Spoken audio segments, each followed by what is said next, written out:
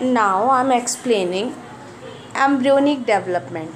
The development of human beings can be divided into prenatal means before birth and postnatal means after birth periods. During the prenatal period, the blastocysts develop an implant in the endometrium. The first 2 months means 8 weeks development is considered the embryonic period. From 9 weeks until birth, it is a fetus. During or after birth, it is called a newborn or baby. Pregnancy is divided into 3 months period called trimester. The first trimester, the second trimester, and the third trimester. The first trimester begins at fertilization, and during this time most of the internal organs are formed. After 1 month of pregnancy, the embryo's heart is formed. The first sign of growing fetus may be noticed by listening to the heart sound carefully through the stethoscope. By the end of second month of pregnancy, the fetus develops limbs and digits. By the end of 12 weeks, most of the major organ systems are formed. For example, the limbs and external genital organs are well developed. The next 2 trimesters are mainly period of growth for the fetus. Now I am talking about second trimester.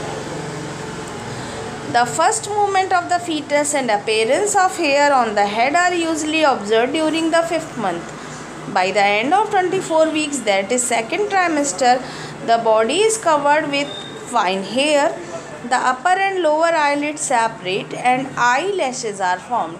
During the 7th month, the eye open and the bones begin to ossify. Now I am talking about the third trimester. The third trimester extends from the 7th month till birth. The fetus has developed sufficiently with respect to circulatory and respiratory system to potentially survive if being prematurity. During this last month, fetal weight doubles. By the end of 9 months of pregnancy, the fetus is fully developed and is ready for delivery. I am repeating embryonic development. A study of development of an organism from fertilization to the formation of young ones is known as embryogeny. I am repeating. A study of the development of an organism from fertilization to the formation of young ones is known as embryogeny. In fact, embryogeny includes all changes by which a fertilized ovum means zygote is transformed into adult. Formation of sex cells or gametes is said to be gametogenesis.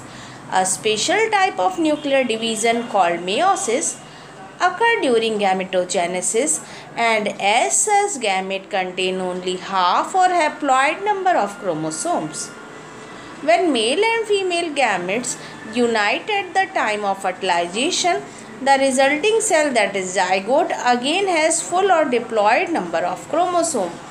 Male germ cell, that is spermatozoa or sperm, are formed in male gonads means testes by spermatogenesis. Similarly, female germ cell, that is ova, are produced by female gonads, that is ovaries, by oogenesis. The fertilized ovum passes through a series of dynamic changes and identifiable stages and eventually attains an adult organization. The structural change in a zygote leading to the formation of an adult from and thus said to be embryonic development. तो embryonic development क्या है? Study of development of an organism from fertilisation. Fertilisation से शुरू करके किसी organism की study young one बनने तक, उसकी पूरी जो प्रोसेस है उसकी स्टडी को एम्ब्रियोजेनी कहते हैं. एम्ब्रियोजेनी में फर्टिलाइज्ड ओवम यानी कि जाइगोट कैसे बनता है और फिर एडल्ट कैसे बनता है उससे, इसके बारे में बात की जाती है. और सबसे पहले हमने पहले ही बताया था कि गैमेट के फॉर्मेशन को गैमेटोजेनेसिस कहते हैं।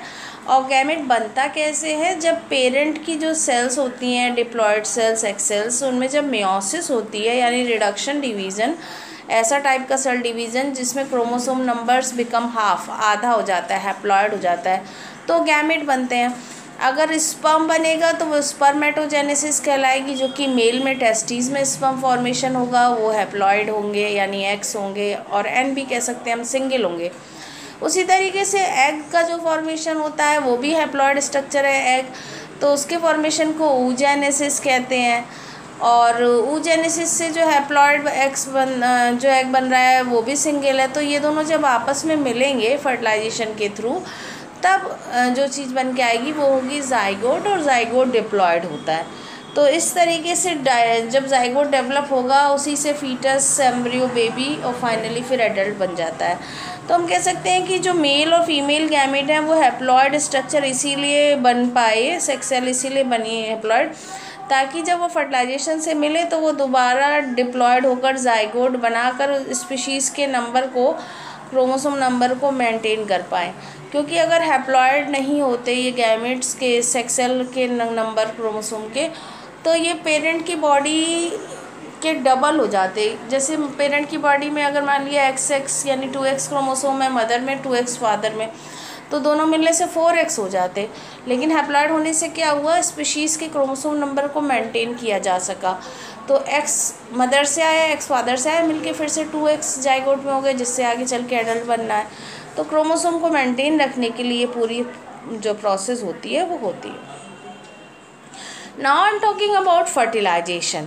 The fusion of male sperm and the female ovum gamete to form zygote is called fertilization. Male gamete यानी स्पर्म और फीमेल गैमेट ओवम के मिलने की प्रक्रिया को, जिससे जाइगोट बनता है, उसे हम फर्टिलाइजेशन कहते हैं। इन lower vertebrates like fish and amphibians, fertilization normally occur outside the body of female, generally in water, and it is called external fertilization. तो फर्टिलाइजेशन दो प्रकार का होता है, एक तो आउटसाइड द बॉडी होता है, तो एक्सटर्नल फर्टिलाइजेशन में आता है। जैसे फ्रॉग में फीमेल फ्रॉग अपने एक पानी में देती है, मेल फ्रॉग अपने स्पर्म पानी में छोड़ देता है, वहीं पर फर्टिलाइजेशन होता है, तो वो एक्सटर्नल हो गया। और दूसरा होता है इंटरनल फर्टिलाइजेशन, जो विद इन द बॉडी यानी बॉडी के अंदर होता है। जैसे कि ह्यूमन बींग्स में बॉडी के अंदर ही फर्टिलाइजेशन होता है, और फिर बेबी का डेवलप जो है वो मदर के यूट्रस में 9 मंथ तक होता है। However in higher vertebrates like reptiles, apes, amphibians, mammals, fertilization occur with the body of female, within the body of female, and it is known as internal fertilization. Fertilization brings together maternal and paternal chromosome and thus restore the diploid number of chromosomes. The process is of genetic significance because by bringing together chromosome from two different parents, variability is introduced. It is also of considerable physiological importance as egg is activated by sperm to initiate its further development. तो इसमें mother और father के character mix होके आते हैं, दोनों के gamete की फ्यूज़न की वजह से वेरिएशन यानी चेंजेस आते हैं, और बच्चे में कुछ करेक्टर मदर के और कुछ फादर के आ पाते हैं। सेक्सुअल प्रोडक्शन से ये फ़ायदा है, और जिससे बदले हुए इन्वायरमेंट में सर्वाइव करने में आसानी होती है। Now I am talking about fertilization in mammals, example human beings. In human female, fertilization takes place inside the fallopian tube. तो ह्यूमन फीमेल में फर्टिलाइजेशन फैलोपियन ट्यूब के अंदर होता है, स्थिमस वाले पोर्शन पे। The whole process of fertilisation can be divided into 5 stages. Number 1, maturation and capacitation of spermatozoa. The fully formed spermatozoa pass through the male genital passage, undergo the process of maturation. They acquire some motility only after they reach the epididymis. The secretion of epididymis, seminal vesicle and prostate have a stimulating effect on spermatozoa, but they become fully motile after ejaculation. तो इस तरीके से human के testis में mature होते हैं sperm, और ejaculation के बाद ये फुली मोटाइल हो चुके होते हैं, चलने के लिए तैयार होते हैं, क्योंकि इन्हें पूरा female genital tract path cross करते हुए जाना है फर्टिलाइजेशन करने के लिए। Spermatozoa acquire the ability to fertilize their ovum only after they have been in the female genital tract for some time. This final step in their maturation is known as capitation. तो कैपिस्टेशन ये है कि वो fully mature हो जाता है और fertilise करने के लिए रेडी हो जाता है जब फीमेल जेनिटल ट्रैक्ट में जाता है, डेवलप हो जाता है, इसी को बोलते हैं capacitation. Now I am talking about the structure of ovum. The ovum in human is alacithal. I am repeating, the ovum in human is alacithal, that is, it is almost devoid of yolk and has bulky cytoplasm and a centrally located nucleus. तो human में जो oven होता है, female ovum, उसको एलासिथल मानते हैं क्योंकि एक तो उसमें यॉक नहीं होता, येलो पोर्शन, और उसका साइटोप्लाज्म काफ़ी बल्की होता है, डेंस होता है. इसके अलावा न्यूक्लियस सेंटर में होता है इसके. When shed from the ovary, it is not fully mature and is really a secondary oocyte. मैंने पहले के लेक्चर में भी आपको बताया था कि जब एग रिलीज़ होता है उसमें मैंचुरेशन साइकिल में, तो वो फुली डेवलप्ड ओवम नहीं होता है, उस समय वो सिर्फ सेकेंडरी oocyte होता है. It measures approximately 100 micrometer in diameter and remains surrounded by a secreted transparent non cellular layer called zona pellucida. इसके चारों तरफ एक लेयर होती है ट्रांसपेरेंट और बिना सेल की, उसका नाम होता है zona pellucida. An investment of radially elongated follicle cells is present outside this layer which is known as corona radiata. पहले भी मैं आपको बता चुकी हूँ, इसके चारों तरफ एक रेडियली इलोंगेटेड फॉलिकल सेल होती हैं जिसका नाम है corona radiata. Some cell of the corona radiata remain sticked to the outside of zona pellucida.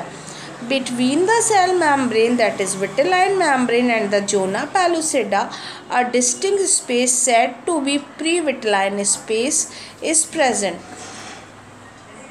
The first polar body which separates from the ovum during the first meiotic division lies in this space.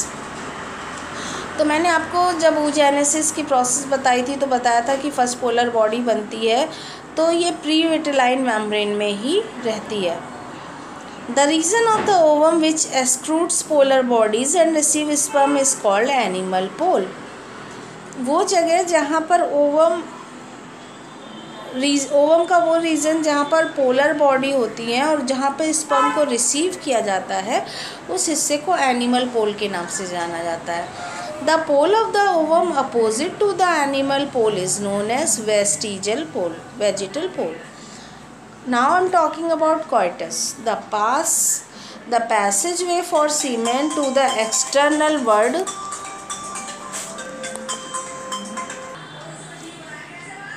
The passageway for semen to the external world is urethra, a channel inside the penis that transfers spermatozoa from a male to female. During coitus, the parasympathetic nerves of the penis are stimulated, that causes tremendous vasodilation. At the same time, the venous drainage is also obstructed. Arterial dilation in conjugation with venous obstruction leads to the retention of blood within the penis, which in turn causes the penis to enlarge and to become hard, a phenomena called erection.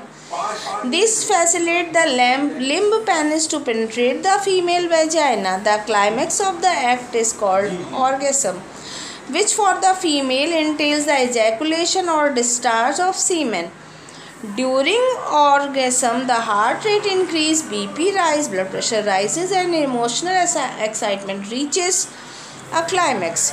Orgasm begins with emission, the movement of spermatozoa into the urethra by means of rhythmic contraction of muscles in the testes, epididymis and vasa deferens. At the same time, the muscle of prostate gland and seminal vesicle contract, pouring their secretion into the urethra. When penis is filled with spermatozoa and secretion, contraction of muscle and at its space causes ejaculation. After ejaculation, the erection of penis subsides. An enormous number of spermatozoa, about 400 million, are contained in average ejaculation. Now I am talking about Passage of spermatozoa in female genital tract. During coitus, semen containing million of spermatozoa is deposited in the vagina. Since the site of fertilization is fallopian tube, spermatozoa have to travel a great distance through the female genital tract, beset with chemical hazard in the form of strong acid secretion. Actively motile spermatozoa move in the female genital tract, usually at a speed of about 100 micrometer per second. After introducing into vagina, spermatozoa reach uterine tubes much sooner than their own motility would allow, suggesting that contraction of uterine and tubal musculature also exert a sucking effect. In the normal acid reaction of vagina, spermatozoa cannot survive long beyond few hours. Most of the spermatozoa die in the vagina and the surviving ones migrate upward and enter the uterus through cervix, creeping along the endometrial surface. The remaining spermatozoa try to reach the fallopian tube. In the favorable phase of menstruation cycle, they can survive for 72 hours in uterus and fallopian tube. Only one spermatozoon out of millions reaches the ovum in the fallopian tube by overcoming with several mechanical obstacles during the course of its path. तो इस तरीके से intercourse के समय million of सीमेन में sperm जाते हैं female genital tract में, लेकिन वो सारे के सारे मरते जाते हैं. उनमें से कोई एक ही सबसे ज़्यादा जो एक्टिव होगा वो जाके फ्यूज़ करेगा ओवम के साथ, बाकी के सब ख़त्म हो जाएंगे और बढ़ते हुए स्पर्म को नरिशमेंट देंगे. कभी कभी अगर नैनो पिको सेकंड का भी फ़र्क ना हो तो एक से ज़्यादा स्पर्म जब फ्यूज़ हो जाते हैं, जैसे 2 फ्यूज़ हो जाएँ तो ट्विंस होते हैं. मैक्सिमम 9 नोन है.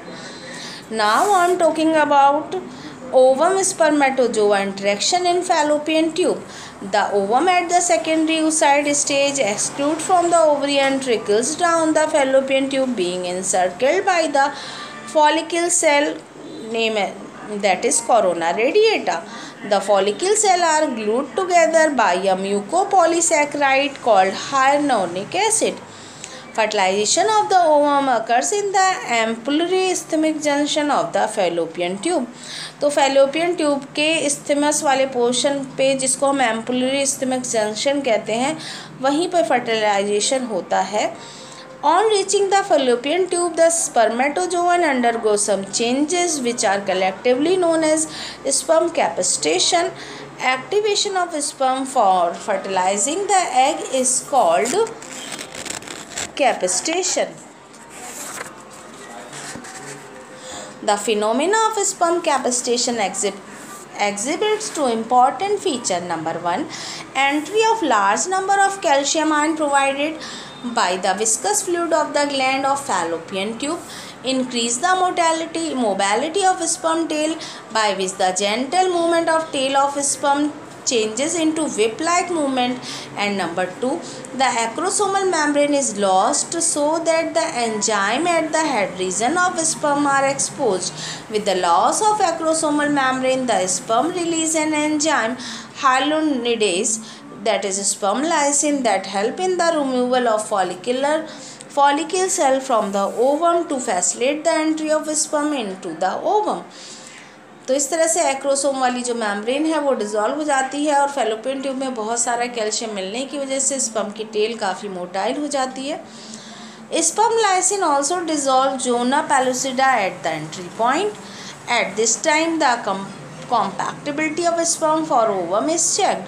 The ovum release fertilizin, that is a chemical which are complementary to anti-fertilizin released by sperm. Sperm can enter ovum only after this compactability checkup. As soon as the first sperm enter the ooplasm, zona pellucida changes chemically and become impermeable to other sperm. तो जैसे ही एक sperm इसके अंदर जाता है, zona pellucida impermeable हो जाती है, उसके बाद कोई भी स्पर्म एंटर नहीं कर सकता. This is called zona reaction or cortical reaction. Hence, monospermy means entry of only one sperm into ovum is maintained. This entry of sperm activate ovum which now completes its second meiotic division which was so far incomplete. तो मैंने आपको जैसे भी बताया, पहले भी बताया था कि सेकेंडरी oocyte रिलीज़ हो गई थी, ओवम जो है वो सेकेंडरी oocyte था, लेकिन अब जब इसे स्पर्म मिलेगा तो स्पर्म के सेंट्रियोल की हेल्प से अब ये कंप्लीट ओवम बनेगा.